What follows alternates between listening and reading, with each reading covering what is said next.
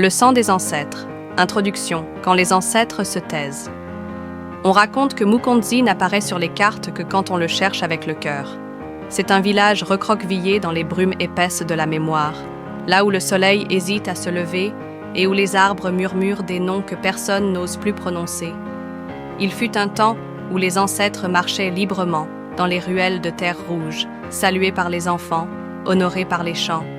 Chaque foyer avait son autel, chaque nom portait l'écho des aïeux.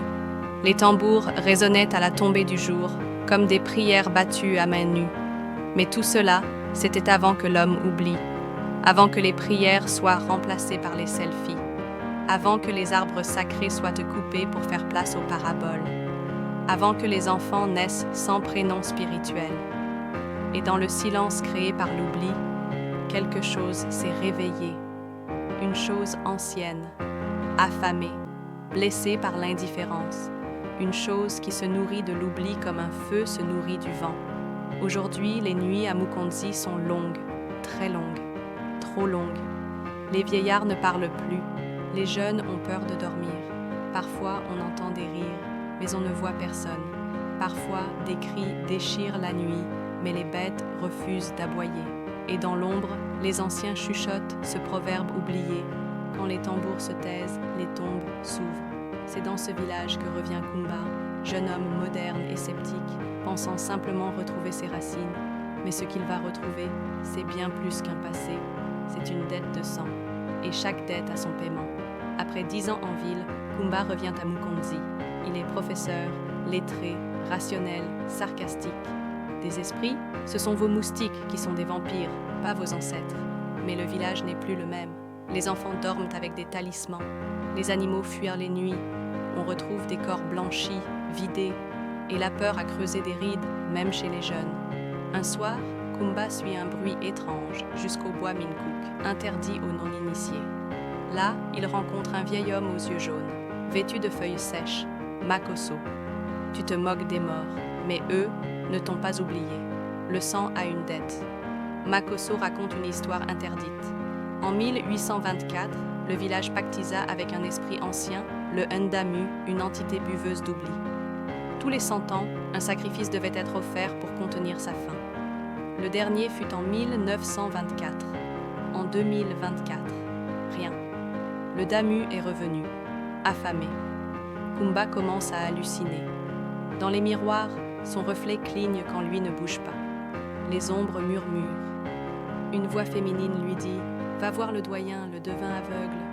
Là, le devin lui annonce « Seul un sacrifice de sang noble sauvera Mukondzi. La lune approche, elle est rouge comme une plaie. Des enfants disparaissent. Un vieux est retrouvé suspendu, le corps vidé. Ce n'est pas un vampire blanc comme dans les films. C'est un ebogo, une bouche sans fin, née de l'oubli. Kumba organise un rite ancien, le Mbumba, l'appel aux esprits. Mais c'est le Damu lui-même qui apparaît, une silhouette noire, les yeux pleins de larmes et de rage. Où est mon sang? Le sang exigé est celui d'un descendant de la lignée. Kumba comprend, c'est lui. Mais Makosso, frère spirituel de la lignée, s'interpose. Je suis vieux. Je n'ai plus d'avenir, mais toi, tu as encore des souvenirs à transmettre. Et il s'offre au Damu dans un rituel effroyable. Son corps devient feu, puis vent. Mukondzi redevient calme. Les nuits sont noires, mais sans cri. Le bois sacré est nettoyé. Kumba devient gardien du culte oublié. Un homme sans mémoire est un cadavre qui marche. Les enfants écoutent, et les tambours battent à nouveau. 1 an plus tard, la lune saigne à nouveau. Kumba dort mal. Chaque nuit, il rêve de Makosso, enchaîné sous un arbre géant, pleurant du sang. Une nuit, un chant l'appelle. Dans le bois sacré, il trouve une créature petite, grisâtre, aux yeux rouges. C'est un éphambe, un rejeton du sacrifice. « Pourquoi suis-je né ?» gémit-il. Kumba recule, mais ses pieds sont cloués au sol par des racines mouvantes. L'éphambe suce une racine et grandit soudain. Il prend le visage de Kumba, puis de Makosso. Sa voix double résonne. Un sacrifice sans mémoire est un meurtre inutile. Tu n'as pas raconté, tu n'as pas chanté mon nom. Des tombes s'ouvrent lentement dans la terre. Des mains en sortent, des visages oubliés. Nous t'avions sauvé, et tu nous as oubliés.